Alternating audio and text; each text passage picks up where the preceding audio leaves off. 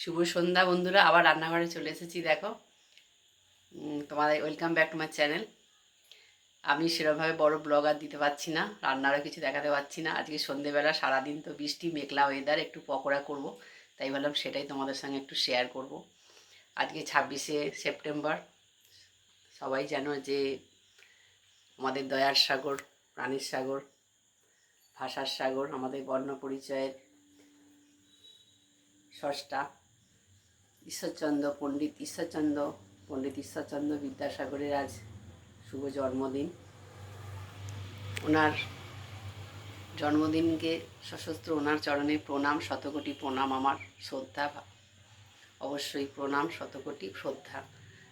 আজকে ওনার জন্যই আমাদের সমাজ, ছোট থেকে জ্ঞান হওয়ার পর থেকে সমাজ সংস্কারক হিসেবে আমরা বিদ্যাসাগর, কবিগুরু রবীন্দ্রনাথ, পণ্ডিত বিদ্যাসাগর, তারপরে রাজা রামমোহন রায়, এরকম অনেক আছেন, তাদের জীবনী পড়ে বড় হয়েছি। আর সবথেকে বড় কথা, প্রথম যে স্বরবর্ণটা শিখেছি অ আ ক খ, সেটা তো বিদ্যাসাগরের মহাশয়ের বর্ণ পরিচয় দিয়ে আমাদের হাতে খড়িটা শিক্ষা হয়েছে।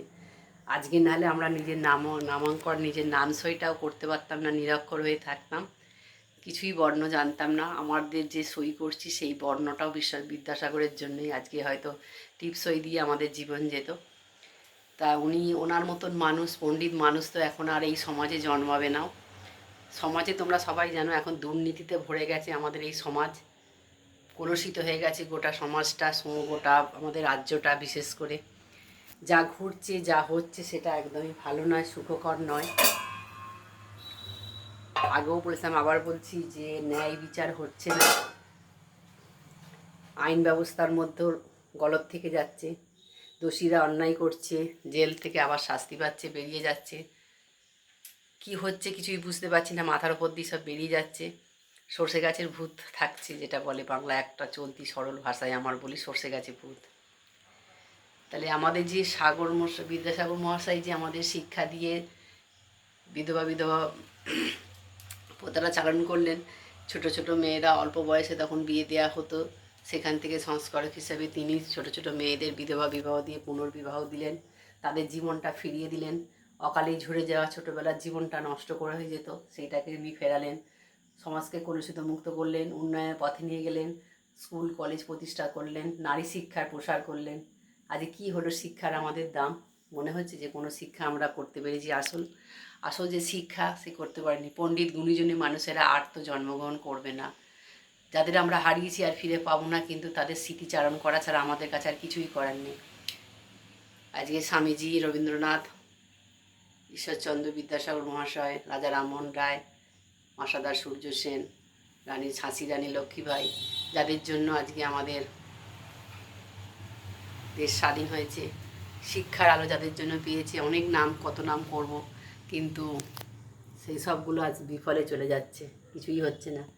দেশ কলুষিত হয়ে গেছে, নোংরা, দুর্নীতি, শিক্ষা ব্যবস্থা, যেই শিক্ষার জন্য ঈশ্বরচন্দ্র মহাশয় এত পরিশ্রম করেছেন, নিজে একটা ধুতি আর একটা ফতুয়া পরে সারা জীবন কাটিয়ে দিয়েছেন, তার মধ্যে কোনো শখ শৌখিনতা, কোনো বিলাসিতা তিনি করেননি, খুব সাধারণভাবে জীবনযাপন করেছেন। আর আমরা বিদ্যাসাগর মশাইয়ের জীবনীটা ছোট থেকে সবাই জানি, কি কষ্ট করে উনি রাস্তার আলোতে পড়াশোনা করেছেন, উনি দারিদ্রতার সঙ্গে লড়েছেন, বাবার সঙ্গে কলকাতায় গিয়ে ল্যাম্পপোস্টের আলো তিনি পড়াশোনা করেছেন, মায়ের আদেশ পালন করেছেন, বড়দের সম্মান করেছেন, ভালোবেসেছেন দুস্থ মানুষদের, নিজের শরীর বস্ত্রকে দান করে দিয়েছেন বিবস্ত্র মানুষদের। তাহলে কী লাভ হলো? আমরা সেই সমাজটাকে আমরা রাখতে পারলাম না, আমরা সব নষ্ট করে ফেললাম। আজকে কলুষিততে ভরে গেছে আমাদের রাজ্য, দেশ, রাজ্যটাকে বিশেষ করে বলবো, এত নোংরা, এত বাজে রাজ্য মনে আর নেই। যা শিক্ষা ব্যবস্থা, যেখান থেকে মানুষ শিক্ষা গ্রহণ করবে, যেই শিক্ষার আলো পাবে, বড় হবে, প্রতিষ্ঠিত করবে, সেই সমস্ত জায়গায় দুর্নীতিতে ভরে গেছে। অর্থই কি সব? মানুষের কাছে এখন অর্থই সব হয়ে যাচ্ছে। অর্থ প্রতিপত্তি মানুষকে শেষ করে দিচ্ছে, কিছুতেই মানুষকে সোজা হয়ে দাঁড়াতে দিচ্ছে না। কিছু মানুষের অর্থপিপাসু লোভ তাদের জীবনকে শেষ করে দিয়েছে, পাঁচজনের জীবনকেও শেষ করছে। তারা সাময়িক আবেগের বশে, অর্থের নেশায় মানুষ আর মানুষ থাকছে না। কবে আমাদের সুষ্ঠু বিচার ব্যবস্থা হবে? কবে যেখানে শিক্ষা ব্যবস্থা, যেখানে স্বাস্থ্য পরিষেবা, যেখানে মানে কি বলবো, মানুষ বাঁচবে, প্রাণ দেবে, স্বাস্থ্য পরিষেবা সেখানে দুর্নীতি, যেখানে শিক্ষা গ্রহণ করবে, শিক্ষা প্রতিষ্ঠান সেখানে দুর্নীতি, তাহলে কোথায় যাবে বলুন তো? খাদ্য প্রক্রিয়াকরণের দুর্নীতি, ওষুধের দুর্নীতি,